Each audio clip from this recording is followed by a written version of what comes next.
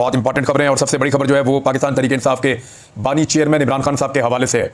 और ये खबर सब इसका इंतजार कर रहे थे क्योंकि 3 तारीख से लेकर 3 अक्टूबर 2024 से लेकर अब तक इमरान खान साहब से किसी की मुलाकात नहीं हुई थी और 19 अक्टूबर को इमरान खान साहब से मुलाकात हुई है। सबसे पहले तो पाकिस्तान तहरीक इंसाफ का जो वफद बाहर आया, उनके चेहरों को देखकर अंदाजा हो रहा था कि उन्हें काफ़ी टफ टाइम मिला है इमरान खान साहब की जानिब से। सबसे पहले मैं आपको ये बता देता हूं कि जब अंदर जाने की कोशिश कर रहे थे तो 2 लोगों के बारे में कोशिश की गई कि ये इमरान खान साहब से ना मिले। एक बैरिस्टर सलमान अकरम राजा साहब और दूसरे हामिद रजा काज़मी साहब। हामिद रजा काज़मी साहब जो हैं वो बड़े जीदार किस्म के आदमी हैं, बड़े खुले डुले आदमी हैं और बहुत ही ज़बरदस्त किस्म के पॉलिटिकल आदमी हैं। उन्हें इस बात से फ़र्क नहीं पड़ता कि फस्तायत कितनी भी बढ़ जाए, वो मुकाबला करने के लिए, मार खाने के लिए, परेशानियां उठाने के लिए ऐसा लगता है कि वो तैयार है। उनकी फैमिली ने बहुत ज़्यादा सेक्रीफाइस भी किया। बहुत सारे ऐसे लोग हैं, मैं मुस्तकबिल में आपको बताऊंगा कि किन के साथ क्या हुआ। लेकिन साहबजादा हामिद रजा साहब जो हैं वो एक खालिस पॉलिटिकल वर्कर है और उनके वालिद साहब ने उनकी ज़बरदस्त ट्रेनिंग की थी। उनको रोका गया क्योंकि ये उस लेवल के आदमी है कि अंदर जाएंगे तो कॉम्प्रोमाइज़ नहीं करेंगे। वो खुलकर इमरान खान के साथ बात करेंगे, जनाब ये बात हुई है, खान साहब ये मेरी असेसमेंट और ये चल रहा है। उनका पॉलिटिकल एनालिसिस बहुत ठीक होता है। दूसरा जो है वो सलमान अकरम राजा साहब है, वो आपको पता है कि वो किस लेवल के आदमी है, तो उनको भी कोशिश की गई कि रोका जाए क्योंकि पाकिस्तान तहरीक इंसाफ ने कल रात की जो पॉलिटिकल कमेटी की मीटिंग थी उसमें ये तय कर लिया था कि किसी सूरत भी सलमान अकरम राजा साहब के बगैर किसी और को नहीं जाने दिया जाएगा।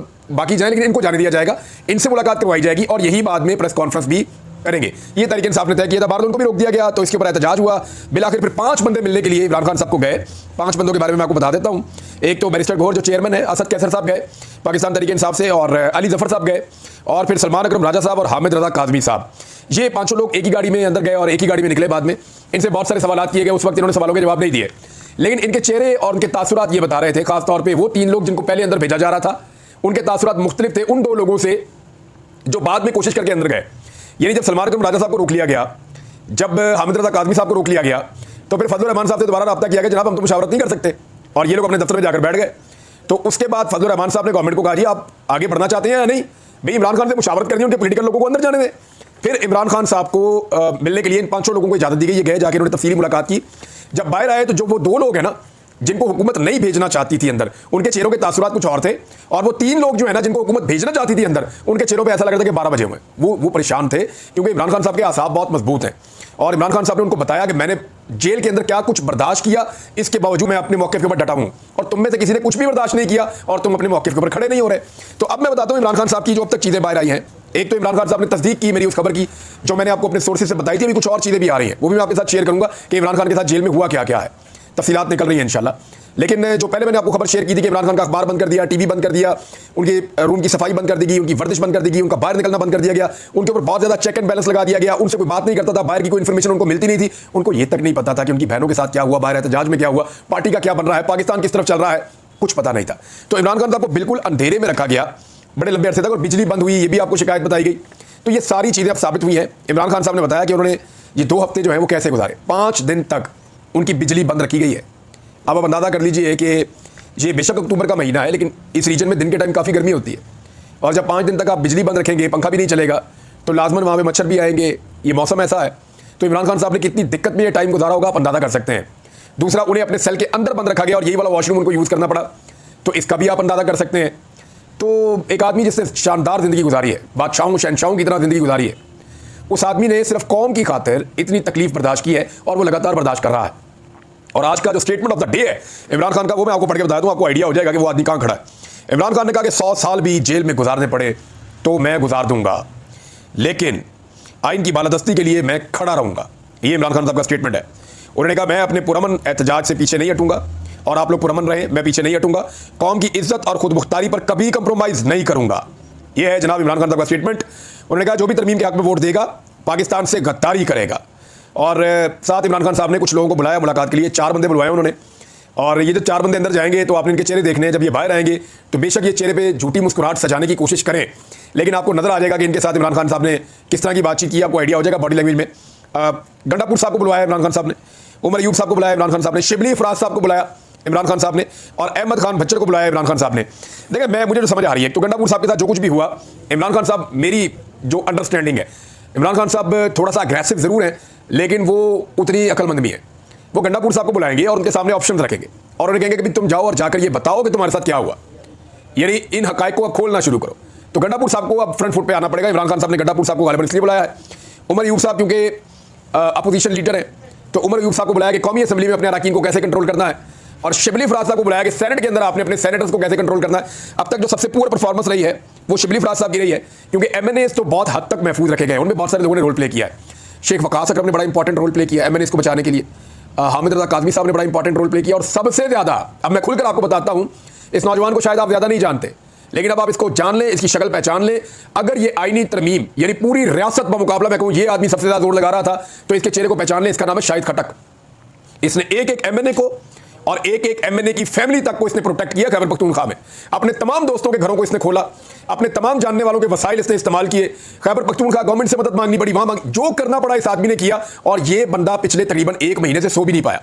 एक तरफ दर्जनों लोग काम कर रहे हैं, सरकारी मशीनरी काम कर रही है, एजेंसियां काम कर रही है, हुकूमत काम कर रही है, अरबों रुपए लगाए जा रहे हैं, और दूसरी तरफ ये आदमी डट कर खड़ा हुआ है। और मैं आपको सीरियसली बता रहा हूं कि रात 3 बजे भी खबर है ना, तो ये उसी वक्त इस आदमी के पास वो खबर पक्की होती है। वो वजह क्या है कि इसने पूरा जोर लगाकर आईनी तरमीम को रोकने की कोशिश की है। आज अगर पाकिस्तान तहरीक इंसाफ के ज्यादातर एमएनएस खड़े हैं और वो एमएनएस खड़े हैं जिनके ऊपर बड़ा जुल्म और ज्यादती हुई है, तो ये बात आप याद रखें और ये बात आप लिख कर रख लें अपने पास कि उसके पीछे एक आदमी जो है वो शाहिद खटक भी है। अहमद खान बच्चर को बुलाया गया, ये पंजाब असेंबली में, और पंजाब के हवाले से जो चीज़ें हैं वो इनके साथ शेयर की जाएगी, इनको बताई जाएंगी, क्योंकि देखिए ना, हमाद अदर तो आ नहीं सकते, हमाद अदर बात भी नहीं कर सकते, तो उनकी जो सिचुएशन है वो और तरह की है। लिहाजा अहमद खान बच्चर साहब को बुलाया गया। इमरान खान साहब ने, ये 45 मिनट की मुलाकात हुई है, पाकिस्तान तहरीक इंसाफ ने कहा जी हम मजीद मुशावरत इमरान खान साहब से करना चाहते हैं। उसका रीज़न ये, वो कह रहे हैं जी बातचीत नहीं हुई, हमें अंदर भिजवाया गया, पहले इंतजार, फिर इमरान खान साहब से मुलाकात। 45 मिनट की मुलाकात में इतनी बड़ी आईनी तरमीम जिसके ऊपर फजलुर रहमान साहब ने, मेरे ख्याल में 100 घंटे से ज़्यादा उन्होंने मुलाकातें कर ली हैं। सिर्फ ये तो मुलाकातें हैं। फजलुर रहमान साहब पिछले 1.5 महीने से आईनी तरमीम को समझने की कोशिश कर रहे हैं, हालांकि उनका सियासी तजुर्बा कितना ज़्यादा है, वज़ीर आज़म को भी तक नहीं समझ आई कि वो कौन सी आईनी तरमीम करना चाह रहे हैं। कुछ चीज़ें मैं आपके साथ भी शेयर करूंगा। अब मामला ये है कि वो आईनी तरमीम इमरान खान को 45 मिनट में कैसे समझा दें। उन 45 मिनट में ये भी सुनना है कि जनाब इमरान खान के साथ हुआ क्या, कौन कौन सा जुल्म पिछले 2 हफ्ते में उनके ऊपर किया गया, किस तरीके से उनको रखा गया और परेशान किया गया। तो 16 दिनों की कहानी भी सुननी थी और आईनी तरमीम का और सिचुएशन का भी बताना था। तो अब जो है वो इमरान खान साहब की जो पार्टी है, उन्होंने कहा जी 45 मिनट जब बात हुई तो पुलिस आ गई, उन्होंने कहा टाइम खत्म हो गया। हमने कहा जी हमने बात करनी है, अभी तो बात मुकम्मल नहीं हुई, उन्होंने कहा टाइम खत्म हो गया, आप जाएं यहाँ से। बहरहाल वहाँ से उठा दिया गया।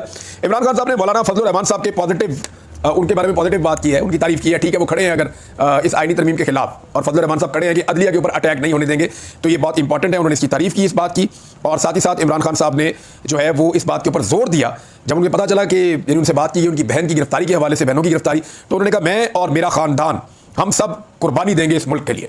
ये जनाब इमरान खान साहब की स्पिरिट है, उनकी सेहत भी अब ठीक है, वो हाई स्पिरिट्स में है। उनके बारे में कुछ और इन्फॉर्मेशन मुझे अपने आज़ाद ज़राए से मिली है, वो मैं आपके साथ शेयर कर दूंगा। लेकिन अब आप आ जाएं फजलुर रहमान पे, और एक बड़ा अहम रोल है जनाब अख्तर मेंगल साहब का।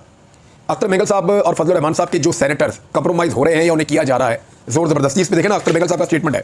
उन्होंने कहा जी बज़ौर ताकत आईनी तरमीम का हिस्सा बनने से हम इनकार करते हैं, मैं पहले इस्तीफा दे चुका हूं, वज़ीर आज़म पहले ड्राफ्ट तो दें, पता तो चले कि आप क्या करने जा रहे हैं, कौन सी तरमीम लाने जा रहे हैं। सेनेटर्स को धमकियां और नुकसान दिया गया, जनरल मुशर्रफ के दौर में गन पॉइंट पर मुज़ाकरात किए गए, और अब उनका कोई जानशीन भी अगर ये करना चाह रहा है, वो जहां भी है, तो गन पॉइंट पर हम किसी मुज़ाकरात का हिस्सा नहीं बनेंगे। नसीमा एहसान के शौहर को पार्लियामेंट लॉजिस में यरगमाल बनाकर मजबूर किया जा रहा है कि वोट दें। बेटे और बेटी को यरगमाल बनाया गया ताकि ये इजलास में शिरकत करें जो हुकूमत की जानिब से है। फिर उन्होंने कहा मैं नसीमा एहसान को तसल्ली देने आया था, मगर उन्हें पार्लियामेंट लॉजिस से अगवा कर दिया गया है। यह है जनाब अख्तर मेंगल साहब का स्टेटमेंट। अब अख्तर मेंगल साहब के 2 सेनेटर हैं, फजलुर रहमान साहब के भी 2 सेनेटर्स कंप्रोमाइज हैं, और बलूचिस्तान से ही है। तो बलूचिस्तान के अंदर मुख्तलिफ शाराएं बंद हो गई है। ये जो सेनेटर्स हैं जिन जिन इलाकों में ये रहते हैं, उन इलाकों से मुताल्लिक जो मेन शाराएं बलूचिस्तान में वो ब्लॉक कर दी गई हैं, और वहाँ पे ट्रैफिक की आमदोरफ्त रोक दी गई है। तो ये सूरत पैदा होगी बलूचिस्तान में, क्योंकि बलूचिस्तान के जो सेनेटर्स हैं उनके ऊपर जोर लगाया जा रहा है, चाहे वो मेंगल साहब के हैं, चाहे वो फजलुर रहमान साहब के हैं। फजलुर रहमान साहब और मेंगल साहब ने एक बात की है, और दोनों का ये कहना है कि यार अगर मुज़ाकरात करने हैं या बातचीत करनी है या वोट चाहिए, तो बंदे उठाना तो बंद करें ना। आप बंदों से बात तो नहीं करेंगे, आप पार्टी से बात करेंगे, फजलुर रहमान से बात करें। अगर फजलुर रहमान साहब कायल हैं तो उनके बंदे वोट दे देंगे। लेकिन एक तरफ आप कह रहे हैं फजलुर रहमान साहब मेहरबानी करें, बड़ी अच्छी आईनी तरमीम आप वोट दे दें, दूसरी तरफ आप उसी फजलुर रहमान साहब को दबाव में लेने के लिए उनके बंदे सेम टाइम में अगवा कर रहे हैं। अब मुतीउल्लाह जान साहब ने ये इशारा दिया है, और देखें कुछ और इशारे भी मिल रहे हैं कि फजलुर रहमान साहब ने एक तरफ शायद कोई ऐसा खेल भी है, मुमकिन है, अभी कंफर्मेशन नहीं है, कि फजलुर रहमान साहब मुमकिन तौर पर हुकूमत को भी चंद बंदे दे सकते हैं और अपने पास भी चंद बंदे रख सकते हैं। यानी अपनी फेस सेविंग ऐसे कर सकते हैं कि जी मैंने तो आईनी तरमीम के हक में वोट नहीं दिया, लेकिन हुकूमत को उनकी तादाद पूरी करने के लिए 2-3 सेनेटर जितने चाहिए, वो 2-4 वोट चाहिए कौमी असेंबली की, वो भी दे दें कि चलो तुम अपने वोट भी पूरे कर दो। लेकिन वोट ऐसे पूरे होते नहीं है। इलेक्शन कमीशन को जब से सुप्रीम कोर्ट ऑफ पाकिस्तान ने रोक दिया है कि आप किसी सूरत भी ये जो सीटें हैं ये आप नहीं दे सकते, और जो बाद में कानून साजी की गई है उसकी बुनियाद पर आप पहले वाले फैसले को कलम नहीं कर सकते।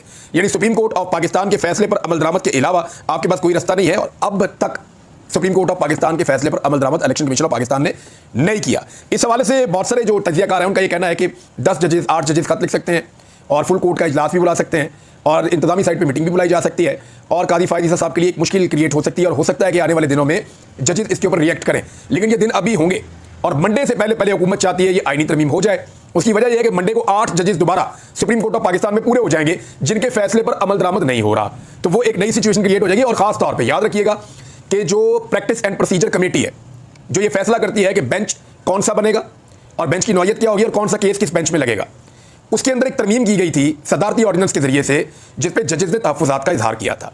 अब ये मामला अगर खुल जाता है तो 63A पे कादी फायद ईसा साहब ने जो किया वो भी कलअदम हो सकता है।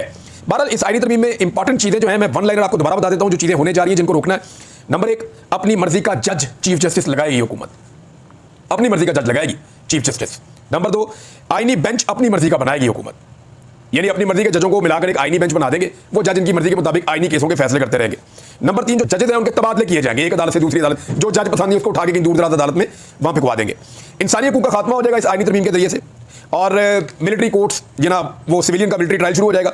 आर्मी चीफ की तौसी यानी उनकी मुद्दत मुलाजमत में अगर तौसी करनी है या एक्सटेंशन देनी है ये वाला मामला, और अगर आर्मी चीफ को उनके उहदे से हटाना है बरतरफी वाला मामला, ये इख्तियारात वज़ीर आज़म से लेकर वज़ीर आज़म को फारिग कर दिया जाएगा और एक ऐसी कमेटी को ये इख्तियारात दे दिए जाएंगे जो कमेटी वैसे ये फूंक की मार है, यानी वो कमेटी तो आप समझ ले बराए नाम ही है, यानी ये इख्तियारात पूरे के पूरे वापस उन्हीं के पास चले जाएंगे जिनको ये इख्तियारात चाहिए। तो सूरत हाल जनाब ये बन जाएगी। अब फजल रहमान साहब ने और अख्तर महंगल साहब ने कहा जी पहले सारे बंदे वापस करो, तो उसके बाद फिर हम आपके साथ बातचीत करेंगे। ये है जनाब सूरत हाल जिस तरमीम के लिए पहले से ताकत का इस्तेमाल किया जा रहा है, जोर और जबरदस्ती की जा रही है।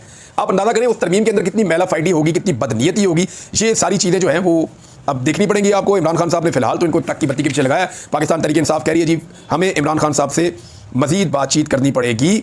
और ख्वाजा आसिफ ने कहा जी कौन से बंदे अगवा हो रहे हैं, जो बंदे अगवा हैं उनके नाम बता दें। तो ख्वाजा साहब मैं अगवा हूँ, सबसे पहले मेरे से तो पूछ लें मुझे कौन उठा के ले गया था, मेरे से तो पूछ लें कि मैं कहाँ अगवा रहा हूँ। आपके चीफ जस्टिस ऑफ पाकिस्तान में जरूरत नहीं है कि मुझे बुलाकर पूछे कि मुझे कौन उठाकर ले गया था और मैं कहाँ पे अगवा रहा हूँ। नंबर 1। नंबर 2, ख्वाजा साहब मैं आपको नाम दे देता हूँ MNAs के, और MNAs से मेरी बात हुई है, MNAs ने मुझे अपने मुंह से बताया 7 MNAs पाकिस्तान तहरीक इंसाफ के जिनको अगवा किया गया था सितंबर की मिड में ताकि आईनी तरमीम करवाई जा सके।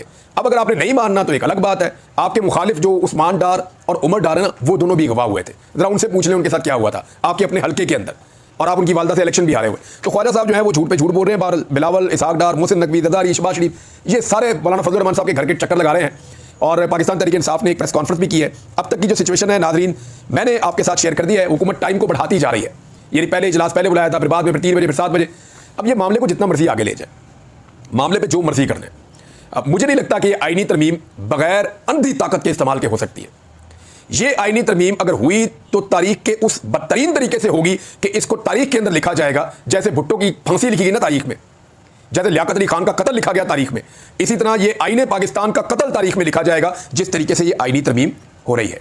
बाकी चीज़ें आपके साथ शेयर करता हूँ कुछ देर के बाद। अब तक के लिए इतना ही, अपना ख्याल रखिएगा, अपने चैनल का भी। अल्लाह हाफ़िज़।